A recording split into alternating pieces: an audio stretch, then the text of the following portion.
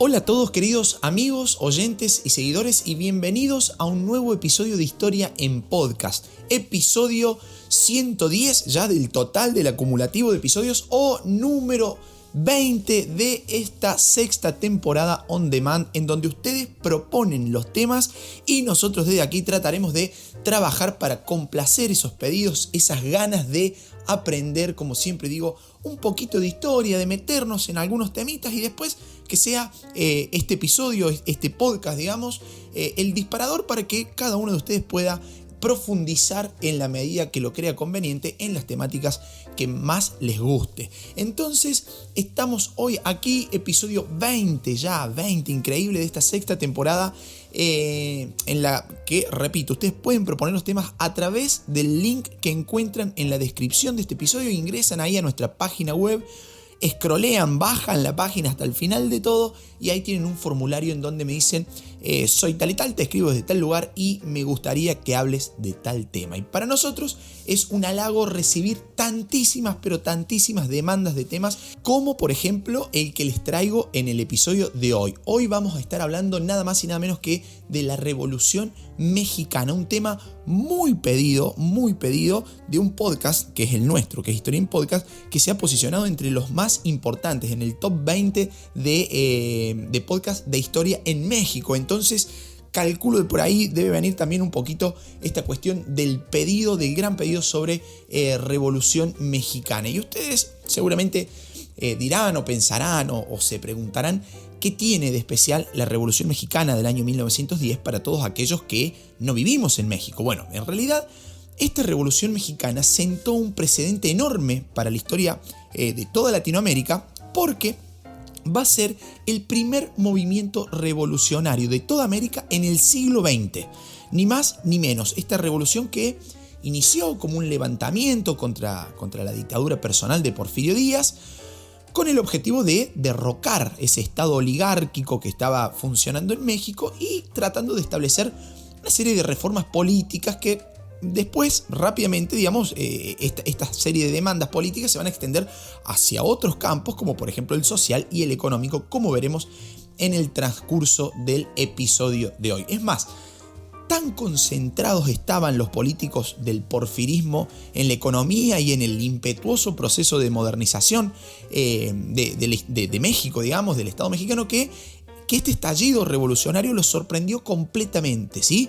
Esa imagen optimista de paz, de progreso que se había forjado el propio régimen de Porfirio Díaz fue echada por tierra y de forma casi inesperada por el inicio de esta revolución. Así que nos vamos a meter de lleno en el episodio de hoy. Vamos a comenzar planteando el origen mismo de la Revolución Mexicana del año 1910. Así que si están disfrutando de este episodio mientras pasean a la mascota, mientras salen a hacer ejercicio, caminan, gimnasio, bicicleta, mientras limpian la casa, cocinan, trabajan, lo que fuera, relájense porque vamos a empezar de lleno con el contenido histórico de este episodio. A ver, resulta que esta revolución mexicana va a comenzar como una lucha política por la sucesión de Porfirio Díaz, que a los 80 años de edad, pretendía ser reelecto para un sexto periodo presidencial.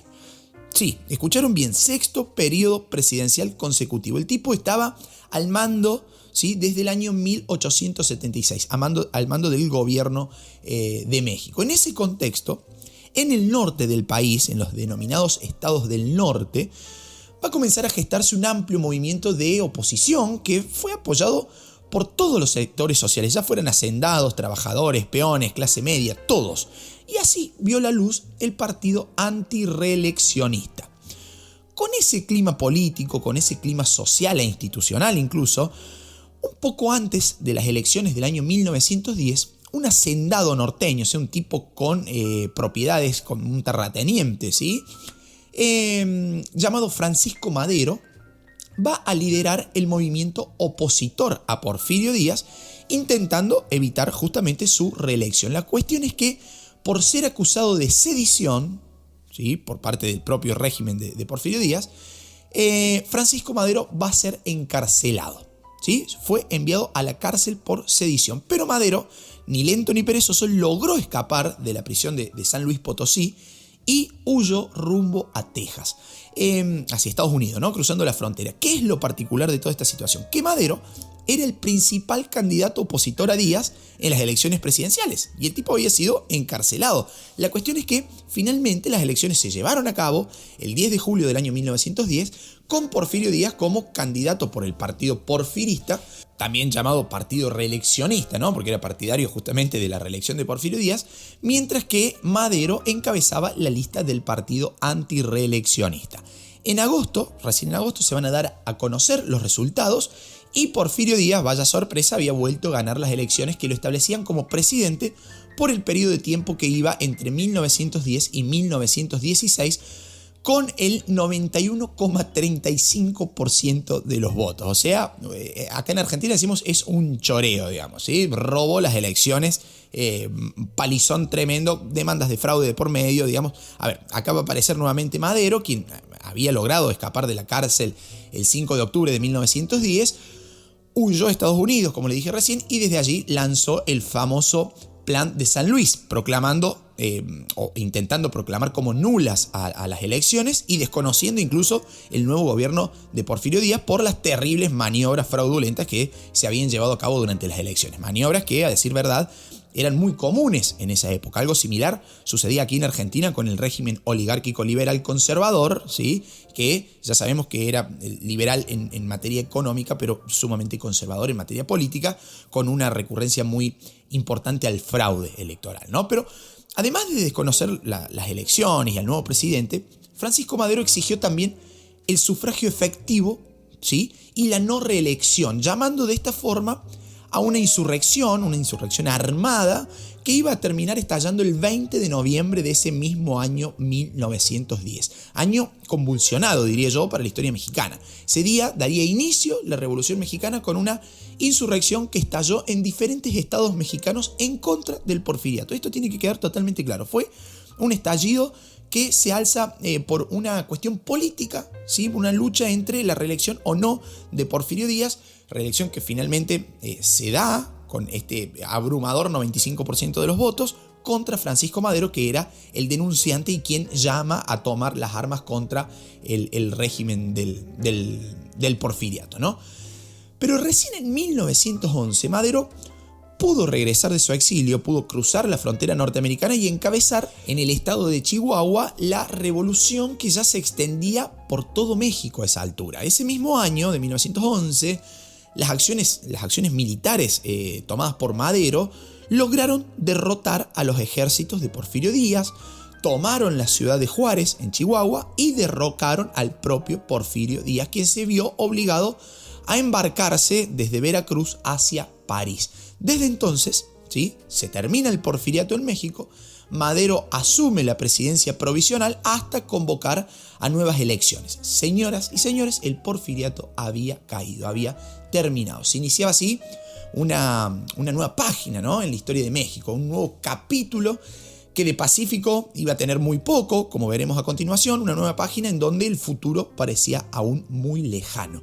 Tal es así que desprendiéndose del propio proceso revolucionario, es decir, como consecuencia de ese proceso de revolución iniciado en noviembre de 1910, fueron apareciendo importantes dirigentes regionales en todo México, como Emiliano Zapata en el estado de Morelos, como Venustiano Carranza en Coahuila, como Álvaro Obregón en Sonora y como el famosísimo Francisco Pancho Villa en Chihuahua. Digo famosísimo porque va a ser Pancho Villa quien va a tener una participación muy activa en la insurrección, en el norte de México. Resulta que todos estos líderes fueron los encargados de organizar a las fuerzas campesinas para unirse a la revolución maderista, digamos, ¿sí? Encabezada por el propio Francisco Madero, con el objetivo, ya sabido a esta altura, de derrocar al porfiriato y al régimen del gobierno oligárquico. ¿Pero qué sucedió? Sucedió que Madero pronto estableció una política conciliadora con el ejército porfirista, digamos así, y llegó a pactar la disolución de las tropas revolucionarias. O sea, pasando el limpio, el propio Madero terminó amistándose, si se me permite la palabra, con quien hasta hacía poco tiempo había combatido en contra, ¿no? Había combatido a muerte. O sea que esto obviamente va a llevar a una ruptura inmediata y a un posterior enfrentamiento entre las distintas fuerzas revolucionarias, desatando una guerra civil trágica y además muy prolongada, como iremos viendo a lo largo de todo este episodio. Uno de los que se opuso al desarme y a la desmovilización de las fuerzas revolucionarias, sobre todo en el estado de Morelos, fue Emiliano Zapata, con lo cual decidió exigir la restitución de las tierras comunales, lo que va a motivar la alarma de los hacendados, quienes temieron la invasión a sus propiedades y la desaparición justamente de la propiedad privada, ¿no? Ahora, ¿qué sucedió en el plano económico durante este breve gobierno de Madero que ya arrancó convulsionado, como vimos recién? Bueno, en primera instancia se va a establecer un impuesto, la verdad, bastante bajo a la producción petrolera, que sin embargo fue considerado como una confiscación, lisa y llanamente, por las compañías norteamericanas que estaban asentadas en México y que explotaban este recurso, que eran la Standard Oil y la Mexican Petroleum. En el plano social, Madero va a lograr un convenio con los pueblos aborígenes yanquis a cambio de restituirles sus tierras, pero fracasó en las negociaciones con Emiliano Zapata, ya que lo llevó a declarar el estado de sitio en todos aquellos estados que apoyaron al zapatismo, esta nueva fuerza revolucionaria que había surgido o que se había desprendido de la gran revolución del año 1910. Y acá, casi parafraseando a Gabriel García Márquez, ¿no? Estamos frente a una crónica de una muerte anunciada, ¿sí? Porque las contradicciones propias de Madero y la debilidad de sus reformas lo van a enfrentar con Zapata, contra quien finalmente envió un poderosísimo ejército a cargo de Victoriano Huerta a ver si podían eliminar a esa oposición que le significaba a Madero estas fuerzas zapatistas, ¿no?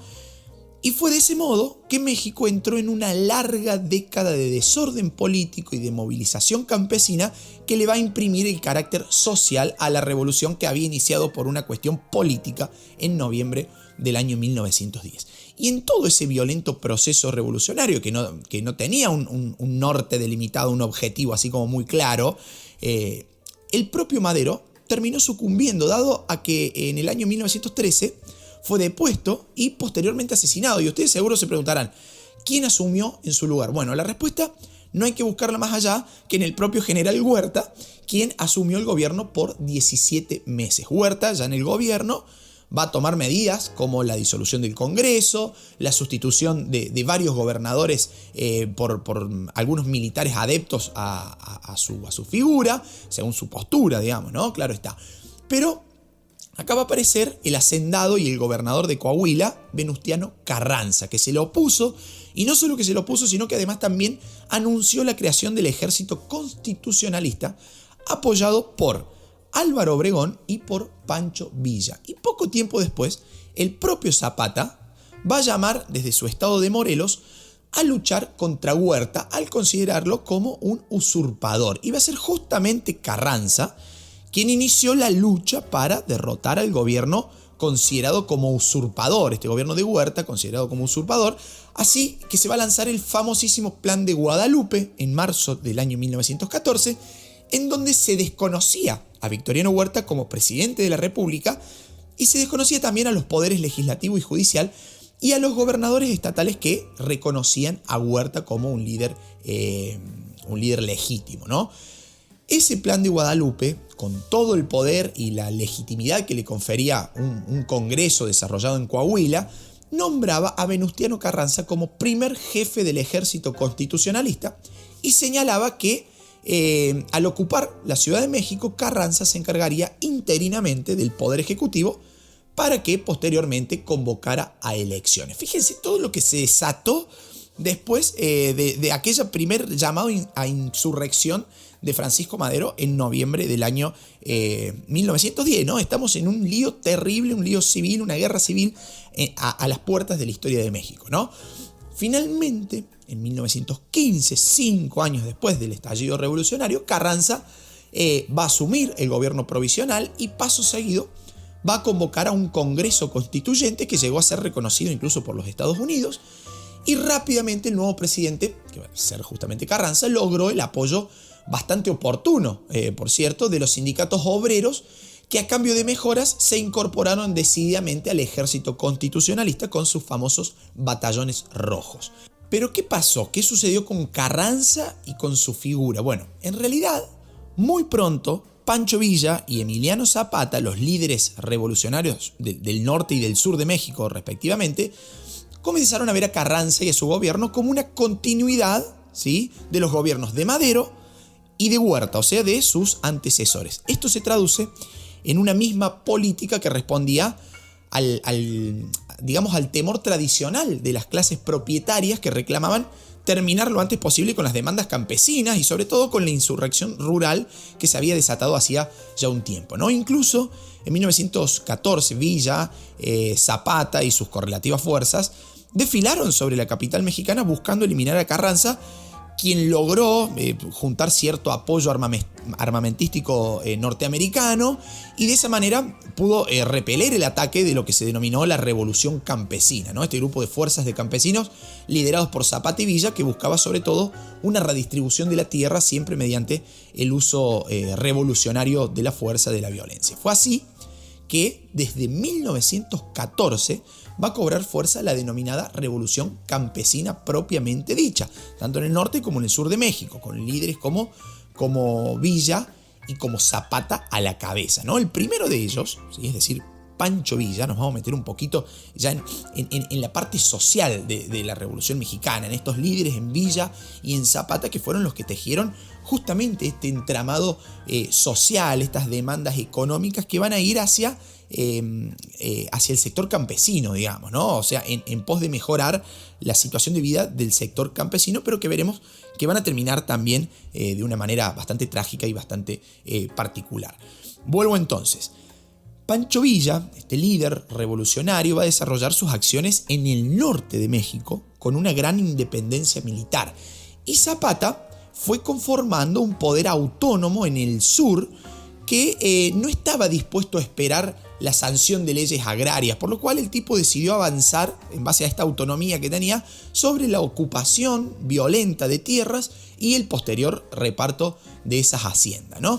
Mientras tanto, Estados Unidos, que siempre estaba ahí vigilando, presionaba a México y al gobierno mexicano para terminar esa guerra civil y amenazaba sobre todo con una intervención militar para, según ellos, y esto muy entre comillas, salvar a México de sí mismo. O sea, como diciendo, se están matando entre ustedes, muchachos. Fíjense qué podemos hacer para solucionar este tema, si no, me meto yo ahí al medio, dirá Estados Unidos, ¿no?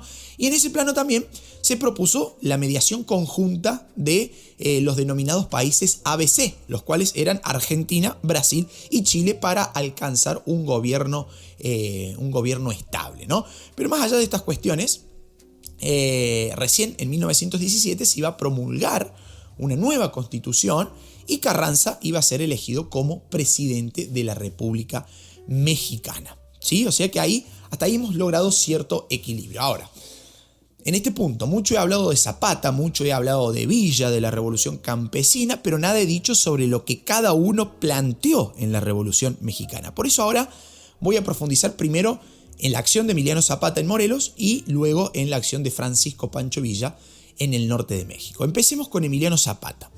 Emiliano Zapata va a desarrollar su plan de acción en el estado de Morelos, como he dicho muchas veces a lo largo de este episodio, en el sur de México, llegando a reclutar casi 15.000 campesinos como milicianos regulares.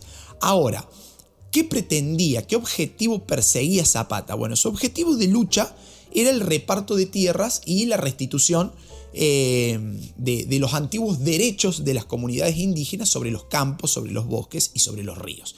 El tipo va a contar con el apoyo decisivo de pobladores de la región, incluso se vio beneficiado por el aspecto geográfico de esa zona sureña mexicana. Resulta que este aislamiento geográfico del estado de Morelos le permitió a Zapata un desarrollo autónomo de la revolución que va a adquirir una dinámica propia, ¿no? Va a ser Zapata quien dispuso la aplicación del famoso plan de Ayala, que establecía la restitución de las tierras y de las aguas a las comunidades aborígenes. Obviamente los hacendados, los terratenientes, se negaron a entregar sus tierras y comenzaron a reforzar sus guardias armadas en las haciendas por más que hasta 1911 los zapatistas no hubiesen atacado, hasta ese momento digamos, no habían atacado nunca las grandes propiedades, incluso los campesinos seguían concurriendo al trabajo en las haciendas, sobre todo a la zafra azucarera, por ejemplo. Pero ante esta negativa acérrima, digamos, lo cual es también obviamente entendible, digamos, de los hacendados a desprenderse de sus tierras, los zapatistas organizaron grupos armados de peones, de indios, y comenzaron a ocupar a la fuerza las tierras para luego restituírselas a los campesinos. Acá la palabra indios, digo, yo no soy muy partidario del uso, pero generalmente toda la bibliografía de la historia mexicana se refiere a este grupo de aborígenes, digamos. En Argentina le decimos pueblo originario, la verdad desconozco cómo se le dirá así cotidianamente en México, así que si alguien me quiere escribir y decirme no, se le llama de tal manera, bueno, más que agradecido. Voy a usar esta palabra, indios, que repito, no sé si estoy muy de acuerdo, pero para que identifiquemos a qué grupo social nos estamos refiriendo.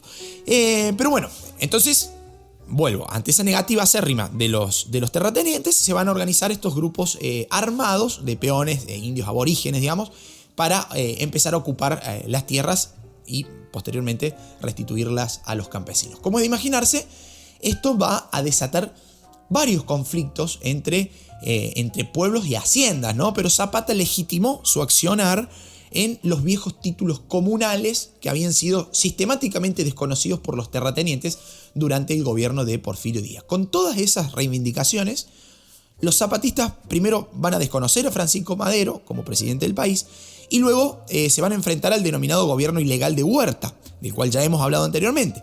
Van a conformar una junta revolucionaria en el estado de Morelos, y esa junta revolucionaria va a dictar importantes resoluciones, ¿no? Rubricando incluso actas durante el reparto de tierras. Este reparto de tierras que primero eran quitadas a las haciendas, después esas actas se firmaban por esta junta revolucionaria zapatista. Toda la legislación agraria en Morelos fue mucho más avanzada que en otros estados mexicanos durante el proceso revolucionario. En Morelos la reforma fue más profunda, a tal punto que la de Zapata llega a ser considerada como una verdadera revolución campesina en lo que eran las ricas tierras azucareras de la región. ¿Por qué? Porque se impuso el cobro de impuestos a los grandes hacendados, a los grandes terratenientes, bajo la amenaza de incendiar sus campos de caña de azúcar, porque los ingenios para moler y las destilerías fueron confiscadas, porque se conformaron comisiones agrarias encargadas de estudiar los planos, porque se van a definir los límites, se van a dividir los terrenos para la distribución de tierras, porque se van a abolir las famosas tiendas de raya, una especie de proveedurías, ¿sí? de verdulerías, vamos a decir aquí en Argentina, que se encontraban en el interior de las haciendas, en las que los peones rurales, los peones de las haciendas, canjeaban los bonos que recibían como parte de pago por sus patrones, por productos que le hicieran falta, digamos, ¿no? O sea, los patrones pagaban con un bono y los peones iban a comprar estos productos en estas tiendas de rayas que se encontraban dentro de las haciendas y pertenecían a los propios dueños de las haciendas, digamos, ¿no? Una cuestión ahí bastante tramposa. En Argentina va a pasar algo similar también y que va a llevar en 1912 al famoso grito de Alcorta, ¿no? Algo hemos hablado en la tercera temporada de Historia en Podcast. Y también, digo, va a ser considerado como una verdadera revolución campesina, la de Zapata en Morelos, porque va a abolir la servidumbre por deudas. Es decir, los cambios fueron verdaderamente revolucionarios, marcaron un quiebre repentino con el sistema anterior, lo cual establece el significado mismo de la palabra revolución, ¿no? Sin embargo, los zapatistas supieron ganarse sus propios enemigos, ¿no? Tales como el ejército federal, la presión de la prensa, una prensa hostil que desde la capital reflejaba ese desprecio hacia el zapatismo, denunciando a sus miembros como bandoleros, como bandidos, llegando a exigirle al propio gobierno nacional que los reprimiera. Finalmente, perseguido por las fuerzas de Carranza, el líder campesino Emiliano Zapata fue asesinado en el año 1919. Ahora, ¿qué va a pasar con Pancho Villa? Francisco Pancho Villa, como ya dije anteriormente, fue uno de los líderes de la insurrección armada que primero apoyó a Madero, luego al ejército constitucionalista, al frente o al mando, mejor dicho, de la División Norte, pero que en 1914 se va a terminar enfrentando a Carranza. Villa fue un líder que contó con el aporte de los sectores obreros, fundamentalmente de los mineros y de los trabajadores ferroviarios. Fue autoproclamado gobernador del estado de Chihuahua y desde allí se va a encargar de confiscar los negocios de los ricos propietarios de la zona, va a expropiar ganado, también va a imponer contribuciones forzosas a los comerciantes. Y durante todo el año de 1915, las fuerzas de Pancho Villa, las fuerzas villistas, como se las conoce, se van a enfrentar al ejército constitucionalista dirigido por el propio general Obregón. Y al año siguiente, una partida de las fuerzas de Villa fusiló a ciudadanos norteamericanos que trabajaban en una compañía minera, y apenas unos pocos meses después va a cruzar la frontera con Estados Unidos y van a saquear al pueblo de Columbus en el estado de Nuevo México, ya del lado norteamericano, del lado estadounidense, digamos, ¿no? Y fue justamente este hecho el que va a provocar un conflicto diplomático, le va a causar un conflicto diplomático, a Carranza, que va a servir de pretexto para la intervención norteamericana en México a cargo del general John Pershing, que terminó ingresando a México por el estado de Chihuahua para perseguir justamente a Pancho Villa. Las fuerzas de Villa van a contar con un gran factor a su favor. Así como Zapata tenía el factor geográfico que le daba cierto aislacionismo, cierta autonomía, Villa va a contar con otro gran factor. Dije recién que tenía el apoyo de los trabajadores ferroviarios. Entonces, al apoderarse de ese medio de transporte, las fuerzas villistas no tenían problemas de movilización. Era una movilización rápida, efectiva, eficaz. Gracias a esto, Pancho Villa podía controlar el movimiento ferroviario e incluso, si lo deseaba, también podía impedirlo completamente. En su ejército van a jugar un papel fundamental los trabajadores del gremio ferroviario, fundamentalmente los maquinistas, que aseguraron el funcionamiento de las locomotoras. Hay un hecho muy curioso y a la vez demostrativo, descriptivo, si se quiere, del accionar de Pancho Villa, que es la entrevista realizada a este líder revolucionario por parte del periodista norteamericano John Reed. Esta entrevista ofrece una descripción hasta pintoresca, si se quiere, de las hazañas de Villa, que fue publicada en la revista Metropolitan y luego también en el libro publicado por John Reed, titulado México Insurgente. Según este periodista, este cronista, las tropas de Pancho Villa ocupaban varios trenes militares con cientos de campesinos a bordo, armados con fusiles, junto a sus familias incluso, ¿no? Los trenes completos, sus vagones, viajaban cargados hasta los techos y eran inexpugnables en medio del desierto. ¿Sí? Eran invencibles, si se quieren. Tenían su propio hospital militar de campaña, un carro plataforma en donde iba emplazado un gran cañón, y también tenían el famosísimo vagón rojo en el cual viajaba el propio Pancho Villa, en donde se reunía con sus generales. Ahora sí, si nos cambiamos de vereda, ¿no? Si nos paramos desde el otro lado de la calle, el ejército de Villa y la revolución campesina que él representaba fueron vistos como una verdadera amenaza por los sectores propietarios, los hacendados, la burguesía de las ciudades, y también por todos aquellos que no comulgaban con su ideario, ¿no? Esos sectores temían por sus propiedades y también por sus vidas. Bueno, finalmente Villa va a correr la misma suerte que Zapata, pero en el año 1923, siendo asesinado en Parral después de que le tendieran una emboscada. Se dice así como rumores de la historia, digamos, ¿no? Podríamos abrir un segmento que en Instagram quizás lo haga. Si les pinta la idea, en nuestro Instagram, Historia en Podcast, podemos abrir un segmento que sea rumores de la historia. ¿Por qué? Porque uno de estos rumores de la historia dice que antes de morir, Pancho Villa largó una célebre frase. Vieron que siempre a los grandes personajes de la historia se le atribuye una última frase, que es inchequeable, digamos, ¿no? Bueno, a Pancho Villa también se le atribuye una frase, así como un rumor, a ciencia cierta no se sabe. Es más, muchos dicen que es una mentira, es un mito, pero se le atribuye una frase que dice: no me dejen morir así, digan que dije algo. O sea, lo cual me parece brillante, digamos, ¿no? Que se le haya ocurrido, si es mentira que se le haya ocurrido, es brillante. Digan que dije algo.